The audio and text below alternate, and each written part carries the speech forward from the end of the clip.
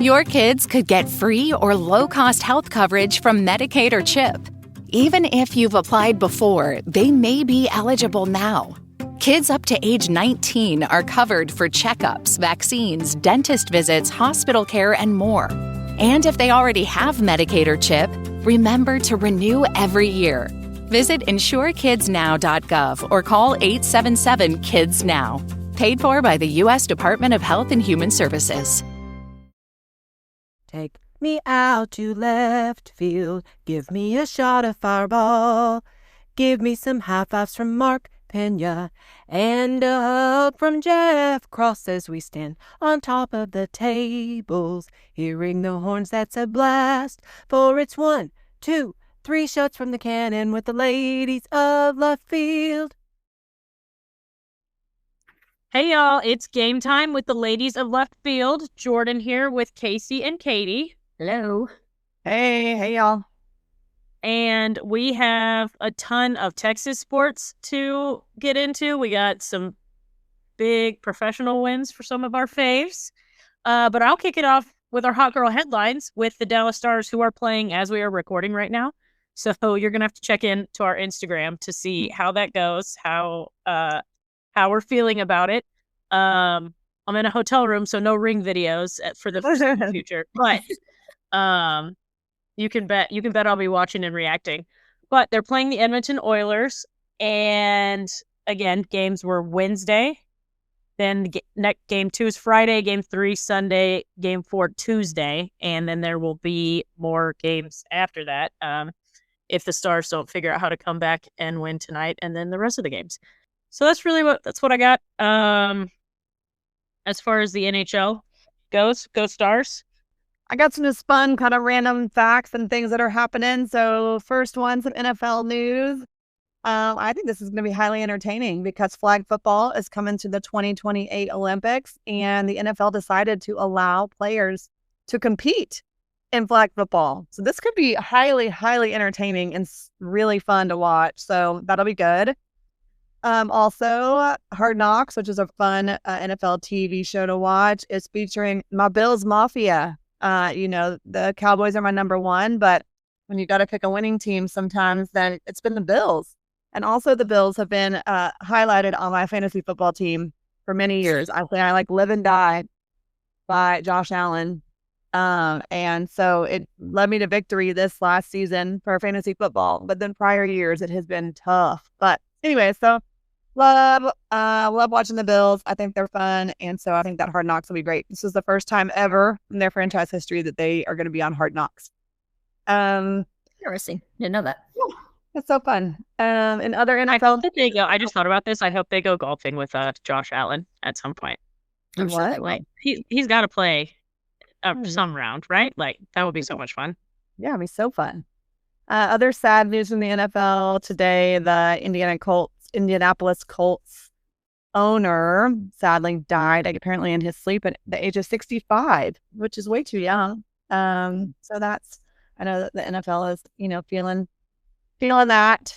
And then we will get into the SEC baseball later, but the NBA is doing great, and SGA is now the NBA MVP. And so that's cool. And I say go Thunder. I think I want the Thunder to win the whole thing. They're in Oklahoma City, and it's fun. They won game 1 big time, 114 against the Timberwolves, 88.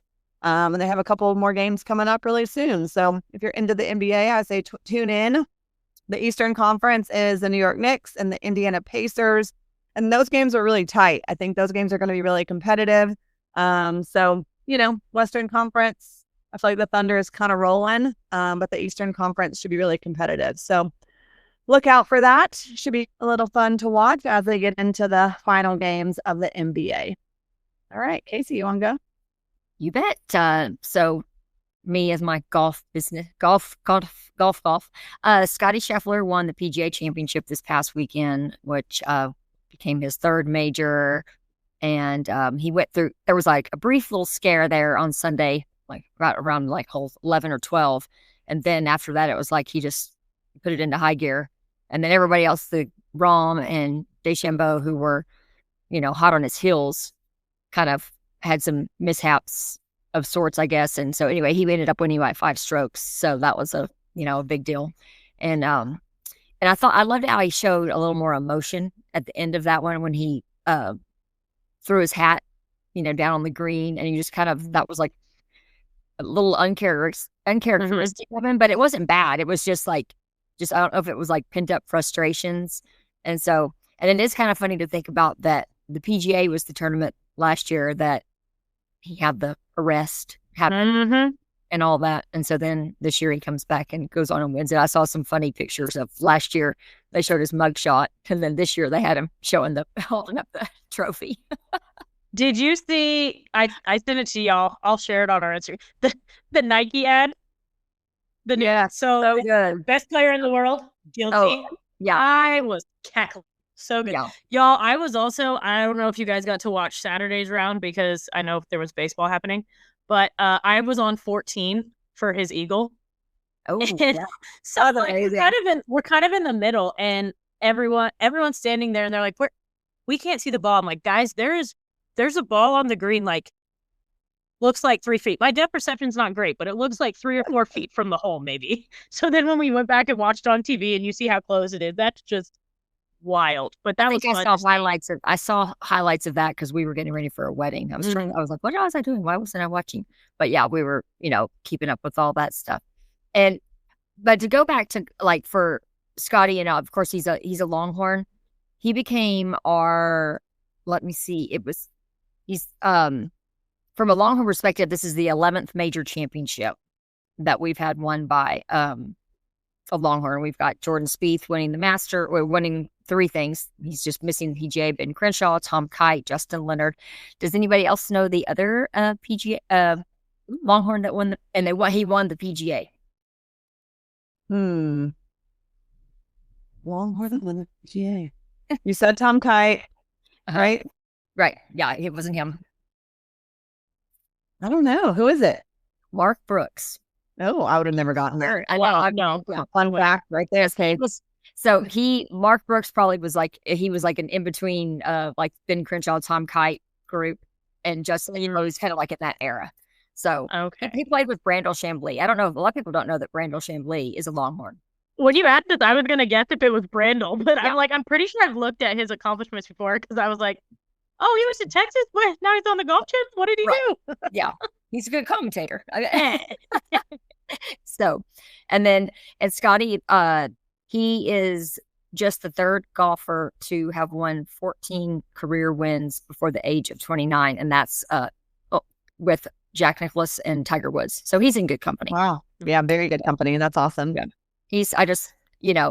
Barring something really crazy happening, he's got the chance to go on to be, to continue and rack up all kinds of things. So, yay for my other favorite moment from the celebration is when he was carrying Bennett and I guess he just, I don't know what happened, but he gets to the door of the scoring room and he's like, I'm just taking him with me. And then walks in and sets him down on the floor and throws his hat in his scorebook.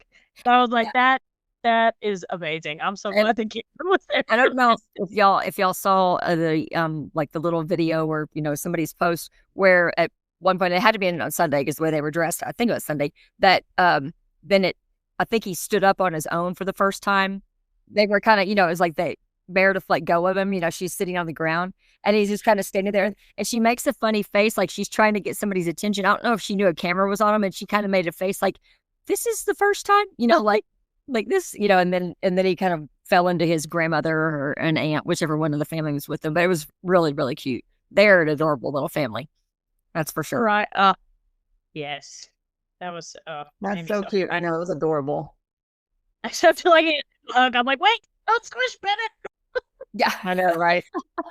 He looked like a little shell shocked for a second. You talk about a kid that's going to grow up and be like, oh, well, geez, right? All these baby pictures sitting in trophies and things. Yeah, right. Yeah. All right, y'all. So we move around the horns. You bet. Well, I was gonna hit women's golf real quick just to stay in the golf world. Yeah. Just because the golf team made it to match play. but they then had to play they match play against Oregon, and they dropped it 3-2. But still another strong season for the women. They did, and they did really great. I watched the end of that on Golf Channel. They showed their final several holes after Stanford, and it came down to the fifth match and having to go to extra holes. So it's really, really good. And our girl, she's a sophomore, so she was really, obviously she was sad and upset when they, she didn't make the putt, but it was that was for the first year women's golf coach coming to Texas to take them that far. And it was an interesting dynamic that on that last hole, the Oregon team and the Texas team, they were side by side. They weren't even spread out on the green. I mean, they were literally standing right next to each other. The commentators kind of were like, that's a little different. They're that close to each other. Why are you doing that? Because, you're going to have one run out there and the others, just kind of like heads down kind of thing. So, but, big kudos to the women's golf team for getting as far as they did. Yeah. I mean, they have the third longest streak of qualifying for the championship. So, still dominating. Also, I was just reading up, also one of 4 schools to make the 54-hole cut each of the last 5 seasons at the championship. Yep. So, shout out to Texas women's golf. Yep. I'll do softball. It's fun. Okay. Softball moves on to the super regionals. What? They look super strong. Won their regionals with 3 straight victories. And the Saturday win over Michigan set a record with the most runs in a regional win. They had 16 runs. It was so awesome. Reese Atwood was 8 for 11, 3 home runs, 13 RBIs, which is just ridiculous. Yeah, that's ridiculous. In one game? Yeah. Crazy. Well, no, I think that's for the weekend, but still for 3 games. Yes. Oh, well, yeah, still. But I mean, that's 3. That's like, what in the world? Yeah. So check it out when we drop this on Friday. We already played Clemson at 8 p.m. So we're playing here in Austin. It's going to be rowdy. If you're around, so look up that score. Hopefully we win big again and we kind of keep it rolling. So that's been really fun to watch. And go Lady Longhorns. Fun. And in the softball world, the big shocking news that, happened Sunday night was A&M, who was the number 1 overall seed, losing to Liberty in their regional, like losing the actual thing. And then, of course, all the media, things, the headlines were, that number 1 seed had never lost in just the regional in softball. And so I was like, hey, way to go into the record book. Right. Way to go. Yeah, they I saw one little post from somebody who's like, I don't know why they're making a big deal about this. Because it's never happened. Oh, yeah. And that, I feel bad. I can't remember the Liberty pitcher that came in at the end, but the one gal, the Liberty pitcher that threw like every game up until the last like 3 innings. What a beast. As we say with softball all the time, but like, whew. And I got nervous there because I'm like, man, how do you... Can you really go 4 whole games against what is supposed to be the number 1 team? But yeah, that was fun to watch. That was another. I read a few things about the Liberty team just out of curiosity, and they were very fascinating. I mean, that school's like a faith-based school, and they were just talking about, the coach. She's only been there a few years, and just some of their players, they've gone on, there's some different podcasts and things that are designed for, talking about your faith and stuff. And then they just had some really good, it sounds like they have like some great, young women on that team. So I just thought it was a very neat story, more so than just, it was cool that they won, but it was just like, I think that's like that is definitely their first regional win. I mean, it's the first time to the super. Yeah, advanced to supers. So, thought that was really cool. Elena Escobar and Kaylin Yoder. Those are the 2 pitchers on Sunday. Just wanted to shout out those names because nails, man. That's awesome. I mean, to come in too when it's getting that dicey and be able to pull it off, that was great. Yep. And then just to kind of wrap up some of our other spring/Olympic sports, as they're called, our men's tennis team reached the Final Four. They finished in a tie for third place at the NCAAs, but this is the third straight Final Four for our men's tennis program, which is a big deal, and fifth in the last 6 years. So we are the only school to have done this, or like at least in the last 6 years been that far along. So, and then I saw today where that Tim Legout ended up being ranked the number one singles guy at the end of the season. So we've had that 3 years in a row because Elliot, is it Spizzirri or Spizzirri? So this is what I was going to say, because I watched the end of the Texas TCU, and if Texas could just not play TCU in tennis for a while, that would be great. I'm so tired of them. But his name is actually pronounced Lagoo. Oh, Lagoo. Okay. Which I would not have guessed. No. Lagoo. Yes. And then I heard that. Silent T. Yeah, Silent T. Silent T. Okay. But that was one of the things. I caught the end of, I think, his match, and I think it was the number 5. So I guess there's some, it's more like because he didn't win the, NCAA. Well, he did that in the fall. They kind of changed up their season, I think. That's also, I'm pretty sure they do individual, like they do individual. Individuals will get to play after. Well, now that Wake Forest won, so they'll start up an individual tournament. Okay, but I guess they do like an end of season, just final ranking, and he finished number 1, and so he's been a stud all year long for the tennis team. Mm-hmm. So that's about. And I guess we can move into our lovely baseball team. Yeah. So we're in the SEC tournament right now, you guys. Just if you didn't realize it, and I'm sure we didn't talk about it enough, we are the regular season SEC champions. First time in the conference, first year in the conference. So that's the most important thing. This tournament's kind of a side note, but, we're still going to be interested. We have our regional that will start on next Friday, a week from when this drops. There's talk about us playing the Friday afternoon game. So we'll kind of wait and see how all of this comes out. But yeah, keep in touch. It's super fun. The baseball team Mark went to Oklahoma. So he was there for all 3 games. Yeah, I mean, it was, we won 2 of the games. So we took the series, which is the most important thing. And so that was really fun. The biggest, I guess, headline of the whole thing is the return of Max Ballou. If you guys listened to our last podcast, you heard me saying that Diane, his mother that we all love, wanted to come on the podcast. And then last minute, she told me she wasn't going to Oklahoma because Max was not going to play. And then she texted and said, actually, they decided to go to Oklahoma. And so she had to work a little extra to make up for her time to go. And we should have known then, y'all. So that was super cool. It was really amazing. Then Max came up and hit a 3-run home run.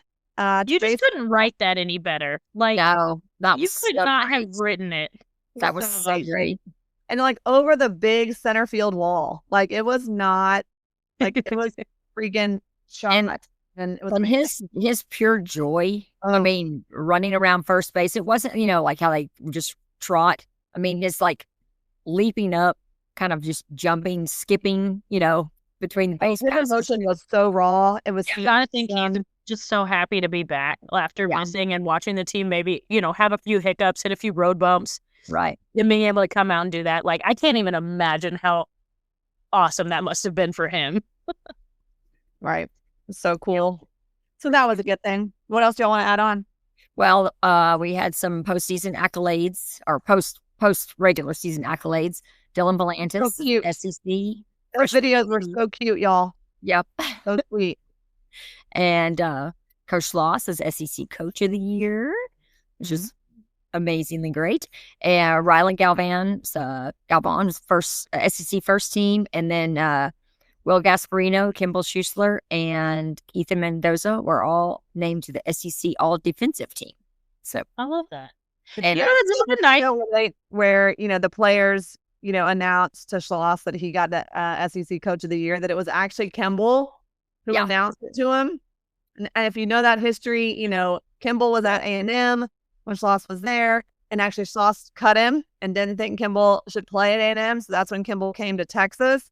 And now that Schloss is here, like, they've really formed a great bond and a great relationship. And I thought it was super cool that Kimball was the one, to announce to the team that that he was Coach of the Year. So that was super cool, I thought. And I love that. And I love that he's being recognized. I mean, because first base is not, being, he's all defensive, first baseman here now. And this is his first year to play this. I mean, he stepped in and took over a position that was like, okay, let me give this a whirl, and has been outstanding. Yeah. I mean, so. And then with Volantis, that was cool when they presented him, with that award. So I think freshman of the year. So yeah. Go. I was about to ask a dumb one. I was like, when's the last one we got? I was thinking Big 12 freshman of the year, but we're not there anymore. I was like, don't we get that? Anyway. Moving on up. Yeah. But I was telling, I don't know if y'all been watching the games since they've been during the day, like, the SEC tournament games or whatever. But I was telling Barn that I love how they sound. I don't know. I love the sound of the ballpark, how the mics are picking up I guess it's just, it just sounds so, it's making me think about how the games sound, when they're in Omaha, and like just I don't know. And because he was kind of, what? And I was like, I don't know. I thought it just feels like baseball, like just awesome outdoor baseball. I don't know. It's just a different, it made me happy today. I was like working today, so I had it on my phone. So I wasn't watching, but I was just hearing the sound, and the commentators talking about the game. And of course, like, it was Tennessee, and I was like, another hit. I was like, right. Maybe it was just because it was the sound of the bat hitting the ball. I love it. No. That's fair. But I mean, I'm hearing like lots of awesome things about Hoover. So, it's like, even though it's kind of, going into it, I was like, why is it there? But now it's kind of like I'm hearing about how great it all is, and it's kind of a magical place. Yeah. Blah, blah, blah. So fun. Yeah. Well, that we mentioned coming up in the SEC tournament, we do play Tennessee. And this is one of the only opponents that we didn't play in the regular season. And of course, like the team they held out their best pitcher for us. So Liam Doyle is the Tennessee pitcher. They're going to pitch against us, and he's supposed to be amazing, like one of the top pitchers in the entire country. So let's go. Yeah, he has second best ERA in the conference, 35th best in the nation.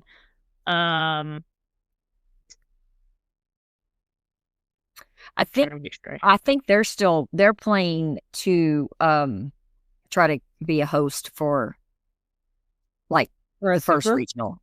Okay. No, I don't think they're considered a top 8. Well, this man leads the country in strikeouts. Right. Which does not bode that well for Texas' last 3 series, but hey, it's fine. I mean, they might be able to sneak into the top 8, but I don't think that they're considered a top 8 seed unless they were to go on and win the whole the whole SEC tournament. Right. Okay. But so that's why a lot of these teams are trying to play for, hosting a regional or getting themselves even to the, I guess, the chance to be hosting a super regional. Or at least maybe getting yourself paired up with somebody that you have a better chance of beating. Yeah. But, yeah. Getting a better seed. Right. So RPI2 as of Monday, it's Georgia, Auburn, Vanderbilt, Texas, Arkansas, Oregon State, LSU. Tennessee's RPI right now is 16. So like, I don't know. Yeah. So I think they can conceive of. I think they conceivably they're trying to play to host host a regional. Right. So they're 16 right now. So they could. Yeah. Unless the committee's like, we're not going to let all of the entire SEC host. Yeah. Opening Yeah. That's it. Well, the fun thing's going to be the whole selection show does happen on Monday, Memorial Day, 11 a.m. Central Time, on an ESPN network channel. So it's so fun to watch where they'll, they'll tell you all the host sites, they'll rank everybody, they'll do all the regional matchups. And so it's always a fun thing to watch and see what everybody ends up, who's playing who. So highly recommend tuning in for that. And that's probably like one of my favorite days of baseball is that first, like the opening weekend of regional when they do the bases loaded is baseball one. Yes.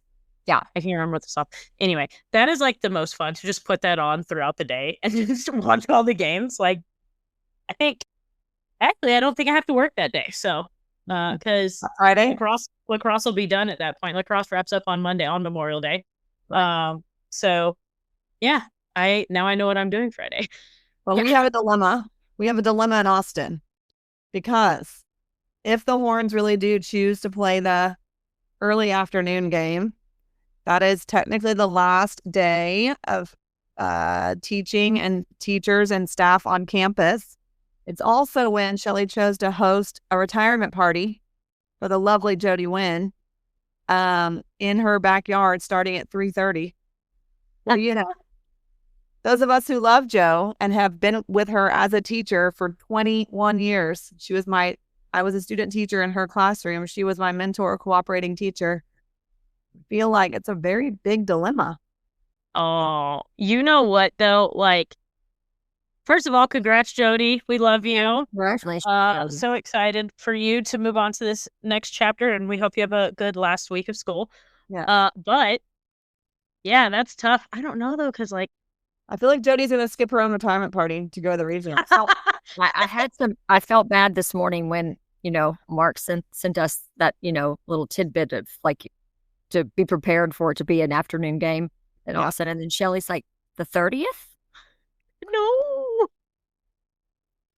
I love her. Are like, you've got to check the damn letter. Yes, it's the 30th.